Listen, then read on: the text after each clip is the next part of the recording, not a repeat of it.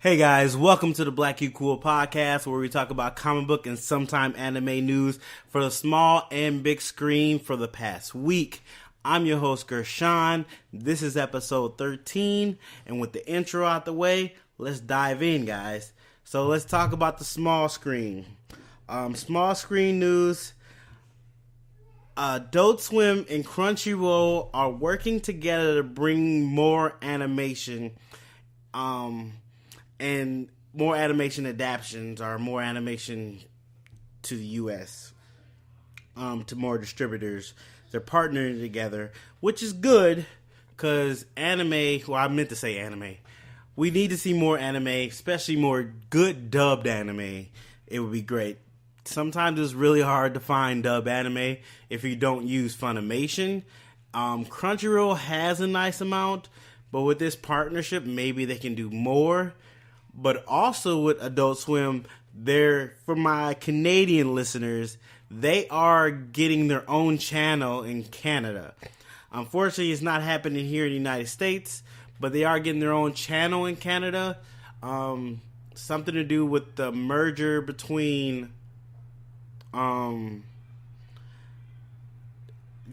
Network was owned by, I forget what company they were owned by, but another company merged together with them. Comcast, I think. Is it Comcast? It might be Comcast. I don't know. But I guess they're all under WB now. Is it WB? Or no, they might be all under Time Warner now. So they're owned by one company, so they're not splintered off anymore, I guess. And by doing this, I guess they're giving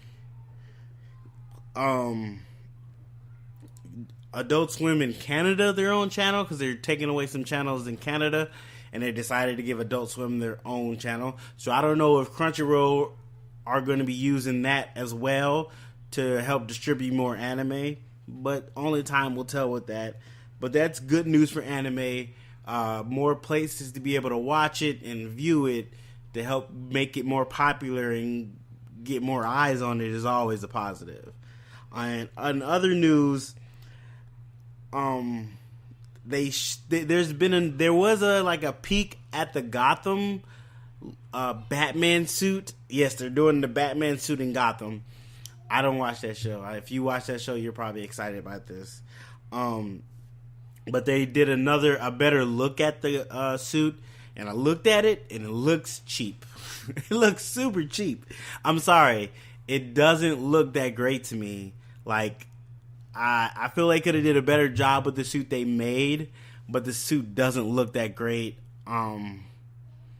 Yeah, it looks like not even a good cosplayer put it together.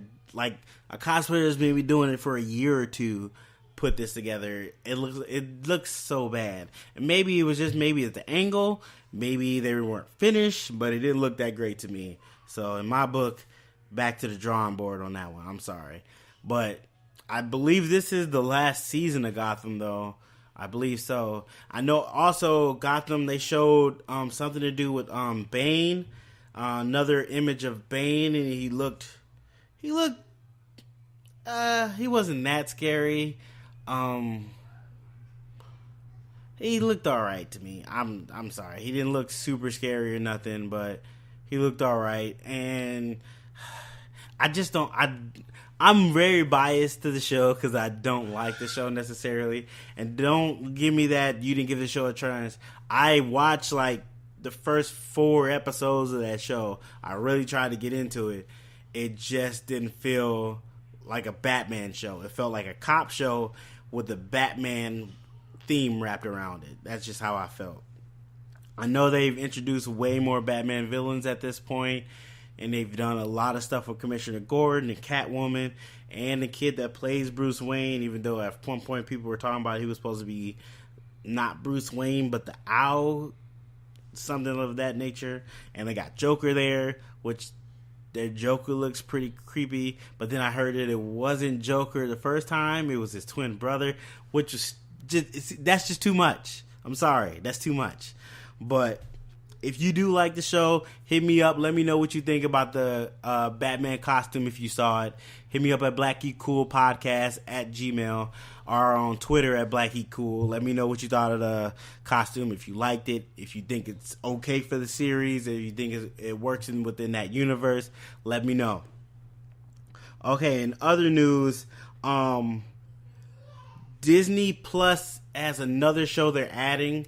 It's a Marvel show where they do the what ifs. So like Marvel had these comic books where they would do what ifs, like what if a certain character didn't die at a certain point in the comic book history?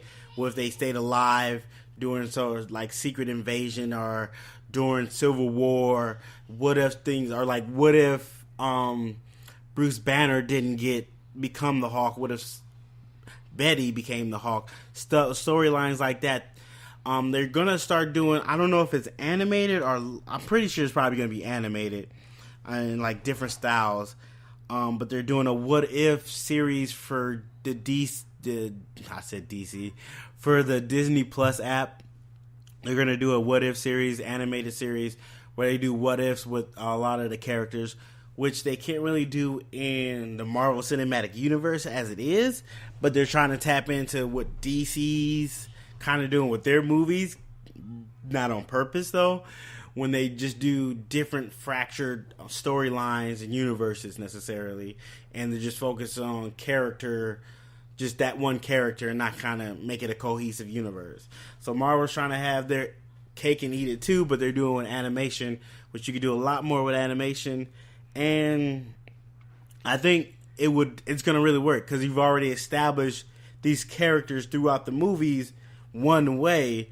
These what if storylines will give people a different perspective of these characters, but they've already got a root into what they know these characters are. So when you start playing with them, they can understand that.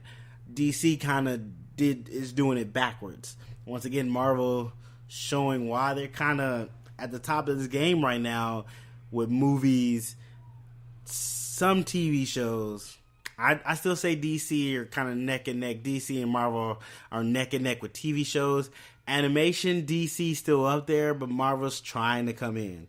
Hopefully within this next 2 to 5 years with the new, them having Hulu, the new shows they have on Hulu, they can bump their animation game up a little bit more.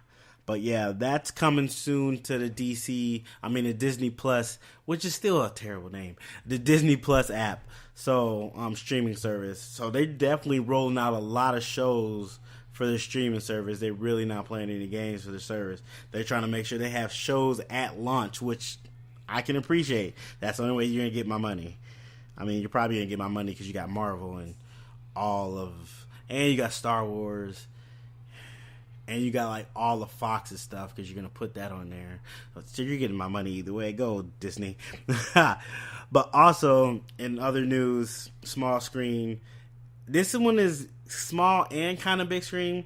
So Sony said they have 7 to 8 years of different Spider-Man projects planned out. So I'm assuming movies and TV shows, the way they put this statement out there. They haven't said on what channels or what streaming services these shows are going to be on, but they've seemed very confident in hitting you with a lot of the Spider-Man themed shows.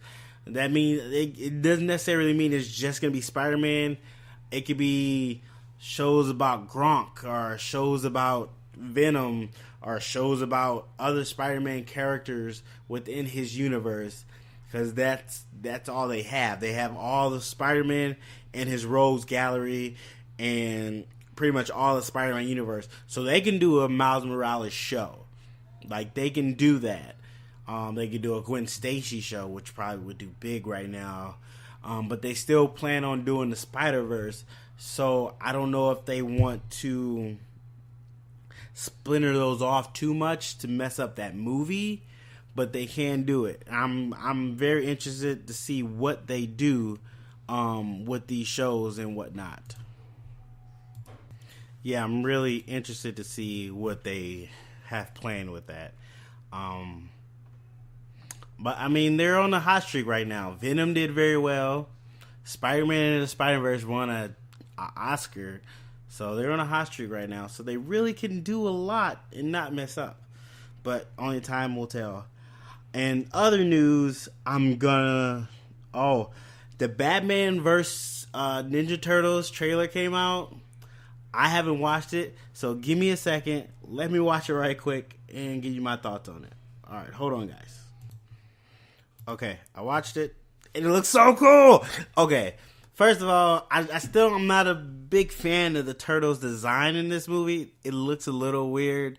It looks real bulky, not streamlined as I would think it would be. But apparently, they come to Gotham to stop Shredder. So you got Shredder there, you got the Foot Clan, and then you got Batman's Rogues Gallery, because you got Penguin, Freeze, Scarecrow, Bane, and you have the Joker. So apparently, and Ra's al Ghul. Ra's al Ghul is giving the Joker I can't say the word. Is giving the turtle mutagen to spread around the city and destroy the city. You see, they also have Batman, they have Batgirl, and Robin. I can't tell if it's it has to be Jason Todd. Excuse me. I think it's that right. I think it's Jason Todd Robin.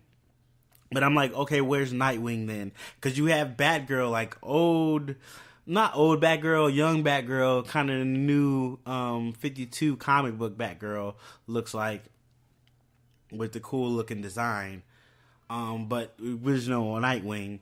But the Ninja Turtles seem like themselves. Batman mistakes them for villains, of course, in his city. I didn't like the whole Donatello saying, "Oh, I thought it was an urban legend." Like, you're giant turtles.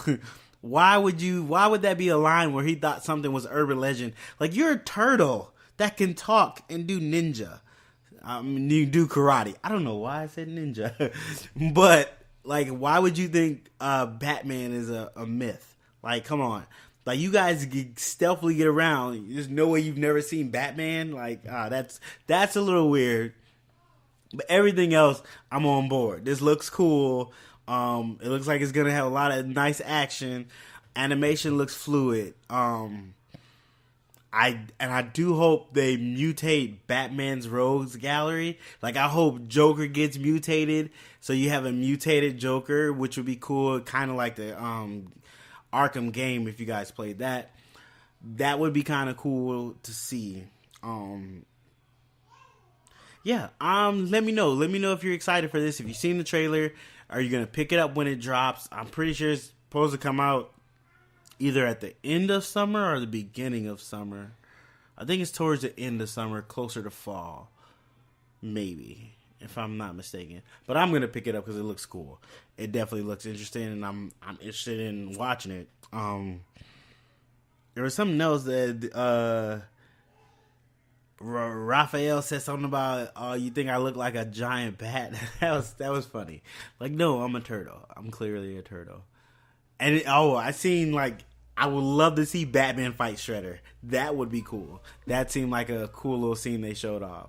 I didn't see Splinter. Maybe I didn't catch him, but I didn't see Splinter. Let me know if you saw Splinter in that. And the last bit of news for the small screen, they've cast, I'm gonna pronounce dude's name wrong. Ezra. Is that how you pronounce his name? Ezra Morales. I'm trying to pronounce this dude's name wrong. Yeah, they cast him for Deathstroke. I know who dude is. I just probably can't pronounce his name right. They cast him for Deathstroke for the Titans show for season 2. I think they still have to cast his Deathstroke's daughter, because she's supposed to be in season 2 as well. I still have to finish season 1. I just haven't had time. Yeah, I've been busy. I'm gonna at least finish Titans. I'm gonna just binge through it and finish it. People say it is really good. I'm at like episode 4, and it kind of it's kind of boring to me. I don't know. That's just me. In my opinion, it's kind of boring right now. Maybe once they get together and are a team, it's better. But the fact that Beast Boy only turns into a tiger, it really upsets me. That makes no sense. That why he's the only animal he can turn into a tiger in this series. Please tell me that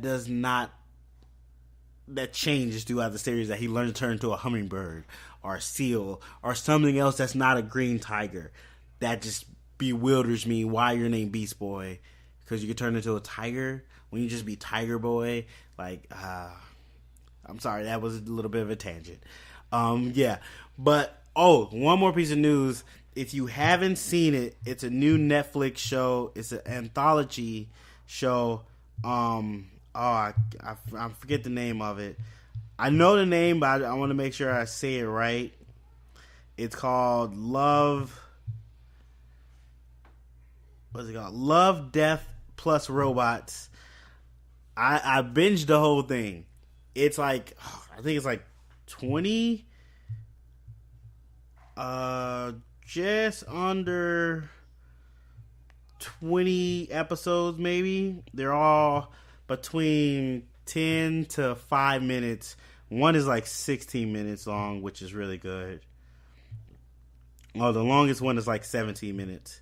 Yeah, so from 17 to about 6 minutes long, some of them are, and it is really good. It's definitely for adults, so put the kids to bed, then put it on, and trust me, you will enjoy it. Some of them are not that great, but still thought-provoking. Some of them are just amazing animated. They're mostly animated shorts, some like computer animated, some drawn animated, but it is really good.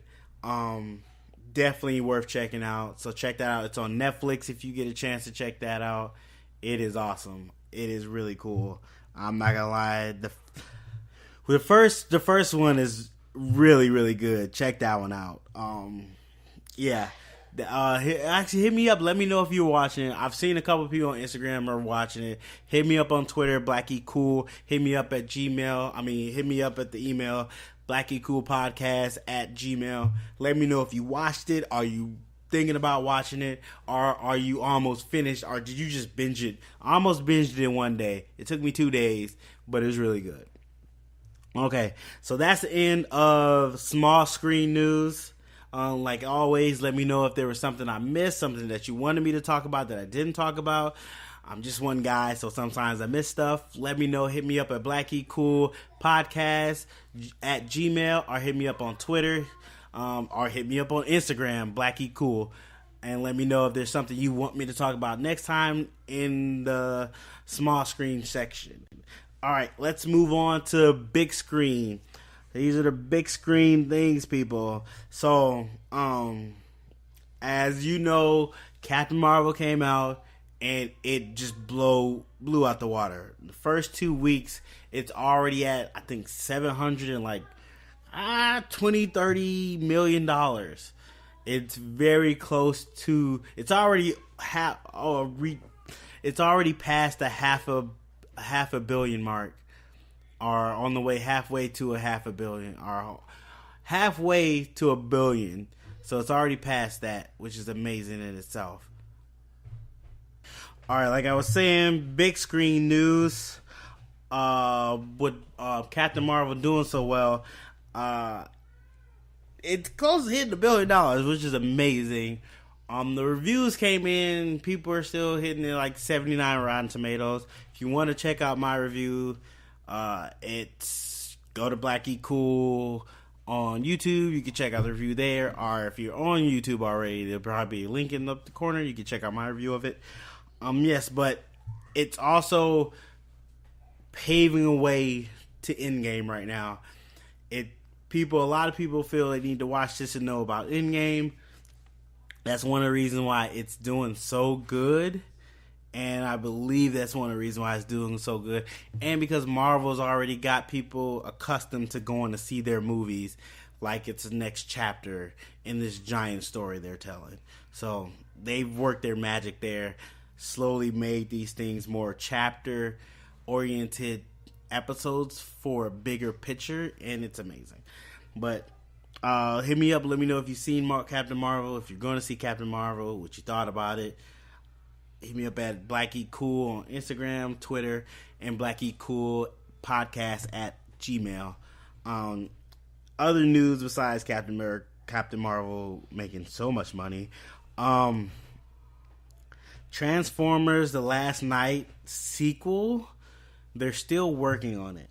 I figured they would just They said that Bumblebee was a reboot, so I don't know why they're still working on Transformers: The Last Night sequel. If Bumblebee's your reboot, start there. That makes no sense why they're working on that. You got a decently new lease on this franchise. Don't mess it up by doing something stupid and retreading going back to the old one. Let that go. That one's dead. Pretty much dead.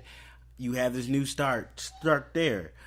Definitely use Bumblebee. Moving forward with Bumblebee. That's where you go. That's your gold right now. But apparently they're still working on that sequel, which makes no sense.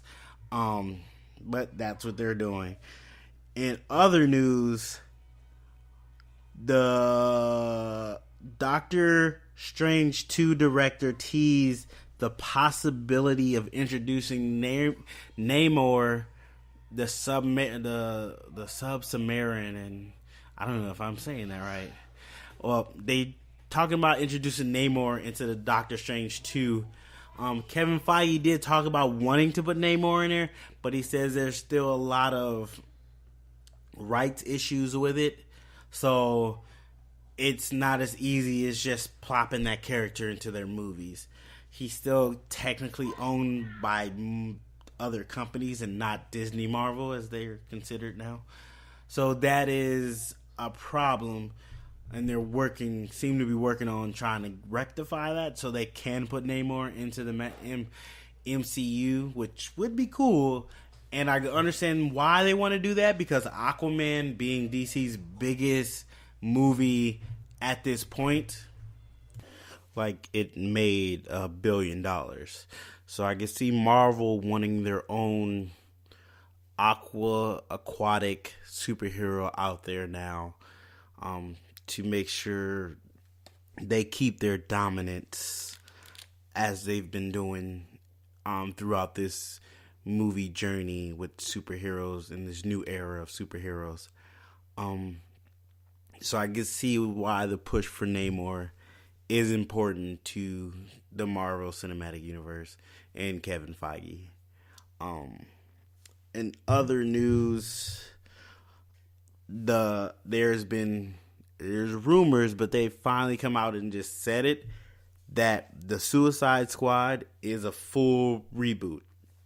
I don't know how they're gonna do that with Margot Robbie still playing Harley Quinn, but it's supposed to be a full reboot. It's not a soft reboot. It's supposed to be a full reboot. It's not a continuation. It's not Suicide Squad 2. It's a full reboot. So James Gunn is writing a brand new Suicide Squad. And this goes along with DC with their new, like, not necessarily in the box storytelling anymore, our conjoined universe. They seem to be really keen on separating everything, and they're totally fine with that, it seems the way. So the Suicide Squad is a full reboot of the Suicide Squad. So we're going to basically be reintroduced to the Suicide Squad. They, as I talked about last week, they got different characters in the Suicide Squad this time. They still have Deadshot and Harley Quinn, but they also have, I think it's Polka Dot Man, Rat King, King Shark, Peacemaker, and I know there's one other guy. Maybe that's it. Or maybe there's still something being announced. But yeah, I mean, I'm excited that it's kind of a full reboot, and since you already replaced Will Smith, you might as well just full reboot it. But also on the talks of James Gunn, technically he's back. I mean, technically. Marvel has decided to re-enlist James Gunn to do Guardians of the Galaxy 3. So he's back at Marvel as well as DC. James Gunn's got just a handful of fortune right now. So he's going to continue his Guardians of the Galaxy trilogy. And he's going to help DC hopefully start a trilogy of their own with the Suicide Squad. There's also been rumors that Disney never really let James Gunn go. They just, kind of put him on the bench at this time, but they couldn't publicly say that because they had to look out for their best interests. And at the time, they were dealing with the whole merger with Fox, and they didn't want their shareholders to get worried about, this incident and whatnot. So they publicly denounced James Gunn, but it seems like privately they never really were on board with letting him go. They always felt they wanted to work with him. At least that's the rumors in Hollywood right now. That's what I've heard from a couple different sources.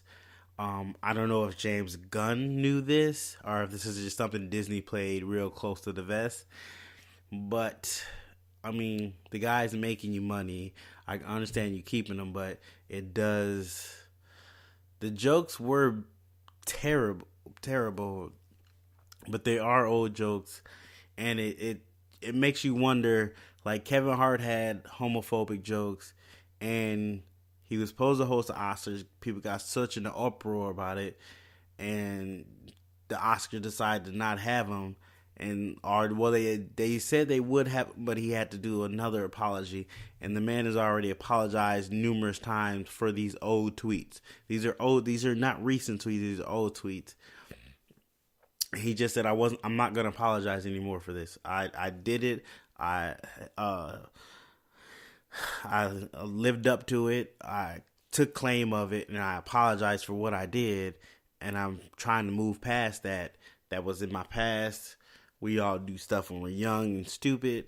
He apologized for it, but to have him continuously keep apologizing, it seems weird.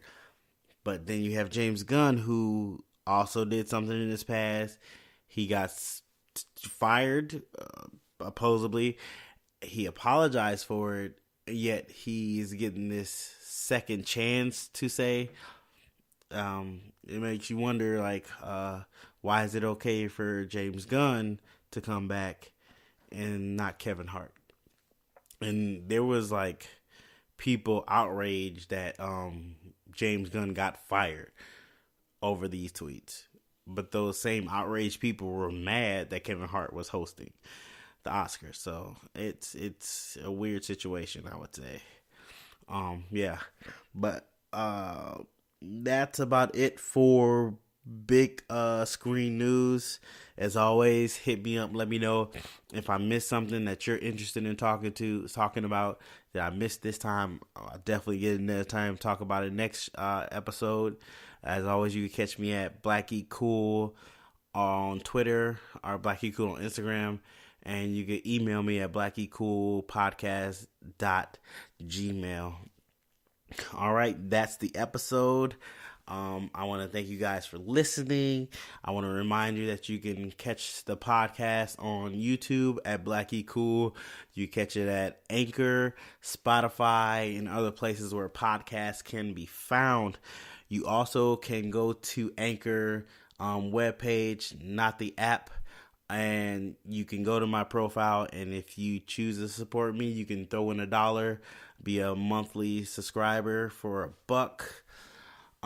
That would be greatly appreciated. But you also can support me by just sharing the podcast and sharing the YouTube channel. That's also greatly appreciated. So do either one. Both would be nice, and I will love it. But one will be just as good, either one you choose. As always, guys, appreciate you listening. Oh, I forgot. I really didn't have anybody. Well, that's a lie. I had I forgot the username, but they commented on my my Alita Battle Angel spoiler review and gave me some information about the comic book that I had not read and told me the differences between the movie and the comic book. and why certain things did seem jarring with the movie. And they were real nice about it. I really appreciate them leaving the comments and taking the time and not being kind of a, I don't want to say that word, but being very nice about informing me of how the comic book goes compared to the movies. And, you know, having a dialogue with me. That was really good. And I appreciate their feedback. Also had my friend Bo give me his comment on my Captain Marvel review. Bo, if you're listening, I appreciate it. We didn't like the movie as the same. We didn't have the same opinion on the movie, but we still are friends and we can still talk about it. Also, Bo, hit me up about the podcast. Let me know how you think it's going. As always, guys, I appreciate you guys listening, and appreciate you guys taking your time and listening to the podcast. And I'll see you guys in the next one. Well, I'll talk to you guys in the next one. All right.